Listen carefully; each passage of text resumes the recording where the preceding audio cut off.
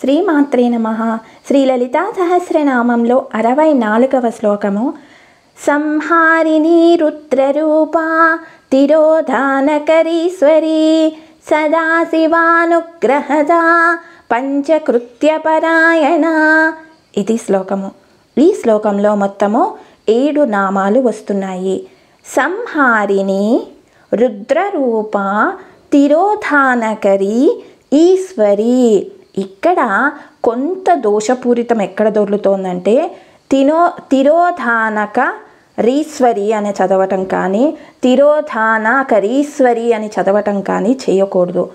మీరు తిరోధానకరీశ్వరి అని చదవలేకపోతే తిరోధానకరి ఈశ్వరి అని చదవాల్సి ఉంటుంది.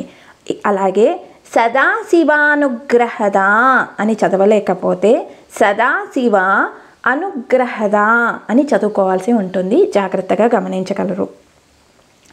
సంహారిణి 4 అక్షరాల నామము, రుద్రరూప 4 అక్షరాల నామము, తిరోధానకరి 6 అక్షరాల నామము, ఈశ్వరి 3 అక్షరాల నామము, సదాశివ 4 అక్షరాల నామము, అనుగ్రహద 5 అక్షరాల నామము, పంచకృత్యపరాయణ 8 అక్షరాల నామము.